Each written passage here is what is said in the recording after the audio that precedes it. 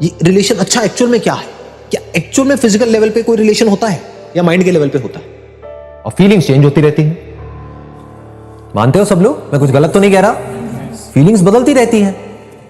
आज अच्छी फीलिंग्स हो रही हैं किसी इंसान के होने की वजह से, कल उसी के होने की वजह से बुरी फीलिंग्स होने लग जाएंगी। हम कभी कहते हैं कि प्यार हमको चीजों से हो जाता है, तो चीजों से प्यार कैसे हो सकता है? क्या वो चीज हमसे प्यार करती है?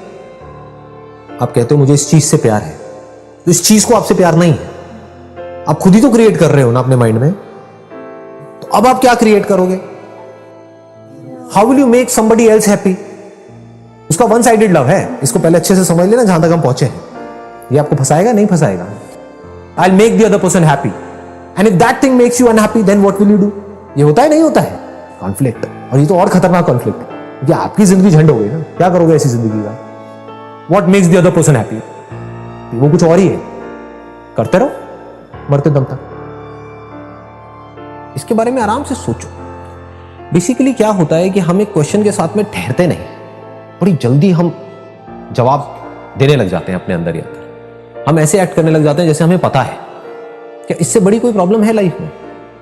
ये एक प्रॉब्लम है थॉट के लेवल पे खुश होने में। दूसरा प्रॉब्लम, अगर आपने इस थॉट को पकड़ा है जिसकी वजह से आप खुश हो रहे हो कि मैं उस इंसान के साथ रिलेशनशिप में हूं जिस इंसान को मैं इस दुनिया में सबसे ज्यादा प्यार करता हूं या करती हूं, इसकी वजह से आप खुश हो रहे हो, तो क्या इसका अपोजिट थॉट, यानी कि ये रिलेशन कभी भी खत्म हो सकता है, वो उसके पीछे नहीं पड़ा हुआ है, उसका पीछा नहीं कर रहा है, तो क्या इसके पीछे दूसरा सिक्के का ये पहलू नहीं है कि रिलेशन कभी भी खत्म हो सकता है, वो मर सकता है इंसान? ये दोनों अलग अलग नहीं है, एक ही सिक्के के दो पहलू हैं। हम क्या करते हैं, इनको अलग अलग देखने लग जाते हैं। हेड और टेल निकालो, एक सिक्के में से हेड निकालो, टेल निकालो, निकालो। है कोई तरीका निकालने का? रहेंगे तो दोनों रहेंगे, नहीं तो एक भी नहीं रहे। अगर इस सच को आप देख लो, यानी कि जितना हम झूठ में जीते हैं, ये सब क्या है, मोबाइल फोन की दुनिया, सब झूठ नहीं है। फेसबुक पे सब ऐसा खिलखिलाते हुए अपने आप को दिखा रहे हैं कि उनसे ज्यादा बढ़िया लाइफ तो किसी की है ही नहीं। आप देख रहे हो एक से एक पिक्स आ रही है, I am having the best time of my life. 4 दिन बाद पता लग रहा है अलग हो गए। अब कुत्ते बिल्ली की तरह एक दूसरे से लड़ रहे हैं, मैं उसको छोड़ूंगी नहीं, मैं बर्बाद कर दूंगी। सब झूठ नहीं है, सब दिखावा नहीं है चारों तरफ। शुरू में क्या होता है, शुरू में अट्रैक्शन होता है, जिसको हम प्यार बोलते हैं। वो कुछ नहीं है, अंदर केमिकल लोचा चल रहा होता है, दिमाग खराब होता है शुरू। फिर जैसे ही वो कुछ दिन या कुछ हफ्ते या कुछ महीने निकल जाते हैं, जब दोनों को एक दूसरे की आदत पड़ जाती है, फिर वहां पे लड़ाई झगड़े शुरू होते हैं। बट यहाँ पे कोई नेचुरल थोड़ी है, दोनों को एक दूसरे से कुछ ना कुछ चाहिए। अगर वो दोनों को ना मिले एक दूसरे से, तो रिलेशनशिप खत्म हो जाती है। सिंपल है, यही हालत है, इंस्टेंट ग्रेटिफिकेशन। तो ये क्या करेगी, आपको फंसा देगी चारों तरफ से। चीजों से आप एक्चुअल में नहीं जुड़ते हो, लोगों से आप एक्चुअल में नहीं जुड़ते हो, अपने जो आइडियाज हैं, कॉन्सेप्ट्स हैं माइंड में बनाए हुए हैं, सुंदर के बदसूरत के, उससे आप एक्चुअल में नहीं जुड़ते हो। कुछ करा लेने से आप सुंदर नहीं हो जाते हो, बदसूरत नहीं हो जाते हो, सिर्फ अपने माइंड के लेवल पे वो चेंजेस चल रहे हो। अपने ही माइंड में एक थॉट क्रिएट किया कि नाक लंबी मतलब बुरी, छोटी मतलब अच्छी, रंग काला मतलब बुरा, गोरा मतलब अच्छा, और फिर उसके पीछे भाग रहे हैं। एक्चुअल में असली सुंदरता किसको कहेंगे? कि जो है उसको बदलना, या जो भी है जैसा भी है उसको पूरी तरह से एक्सेप्ट कर लेना, उसको रियल ब्यूटी कहेंगे अंदर से। बट ऐसी एक्चुअल में है? ऐसा हम कभी सोचते नहीं है, क्योंकि लोग हमारे आसपास में हमको रियलाइज कराने के लिए बैठे हैं। ये पूरी की पूरी जो दुनिया है, मार्केटिंग की दुनिया है, वो आपको ये जताने के लिए बैठी है कि आप कितने भद्दे हो और वो कितने सही है। और वो जिसकी वजह से आपके अंदर बड़े अच्छे थॉट्स आ रहे थे, मैं तो पता नहीं क्या बन गया हूं किसी और को देख करके, और हो सकता है जिसको देख करके ऐसे थॉट्स आ रहे थे वो आपसे और आगे निकल गया, अब और परेशान हो रहे हो। तो ये तरीका है जी दुनिया के पास में खुश होने का। इसको दोनों चीजों को अच्छे से समझ लेना, बिकॉज इसमें सारे थॉट्स आ गए। अभी जहां हम खुशी ढूंढ रहे हैं वो थॉट्स में ढूंढ रहे हैं। रिलेशन कभी एक्चुअल में परफेक्ट नहीं होता है, माइंड के लेवल पे कभी लगने लग जाता है सब कुछ परफेक्ट है, फिर लगने लग जाता है सब कुछ बेकार है। तो एक्चुअल में सब थॉट के लेवल पे हो रहा होता है, माइंड के लेवल पे हो रहा होता है। इंडिपेंडेंस किसे कहेंगे? देखो, एक आदमी है वो कहता है कि मैं दुनिया के साथ में खुश नहीं रह सकता, उसको इंडिपेंडेंस कहोगे? क्योंकि रहना उसको दुनिया के साथ ही है।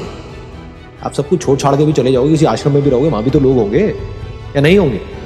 हाँ, तो रहना तो आपको लोगों के साथ ही है।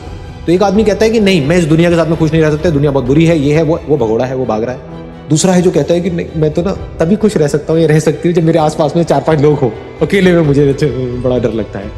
दोनों को आप इंडिपेंडेंट कहोगे? जहां इंडिपेंडेंस नहीं है वहां पर खुशी नहीं है।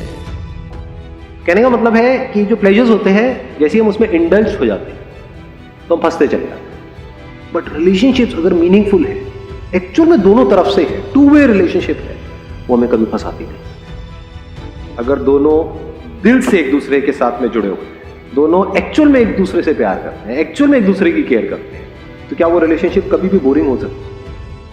कभी हमें फंसा सकती है?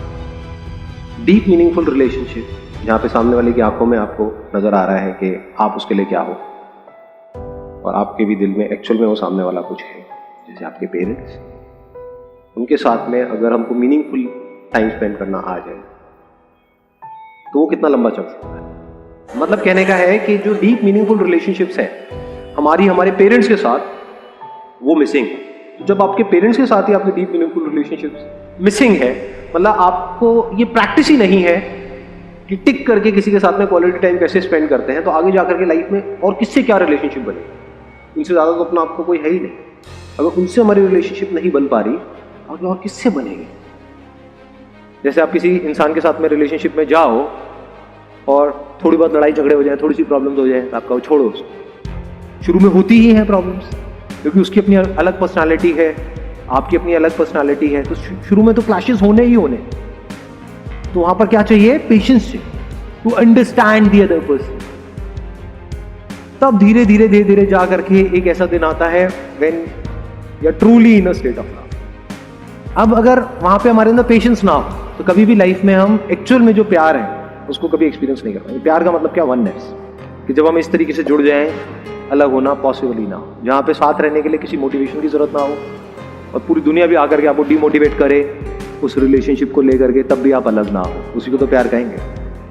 ऐसे ही कभी किसी की कोई परफॉर्मेंस देख रहे हो, फॉर एग्जांपल कोई एक्टर है, कोई मूवी देख रहे हो, जब तक वहां पर एक्टर जिंदा है तो मूवी बेकार है, फ्लॉप है वो मूवी। बट कुछ मूवीज ऐसी होती हैं जहां पर हम भूल ही जाते हैं कि उस बंदे का असली नाम क्या है। जैसे 3 इडियट्स देखिए सबने, रैंचो। तो क्या उस वक्त जब आप मूवी देख रहे थे आप आमिर खान को देख रहे थे या रैंचो को देख रहे थे? बट वो तो आमिर खान है। तो आमिर खान खो गया था, क्या था वहां पर? रैंचो था। तो एक्टर और कैरेक्टर एक हो गए थे, उसको प्यार बोलते, तब कुछ कमाल का होने लगता।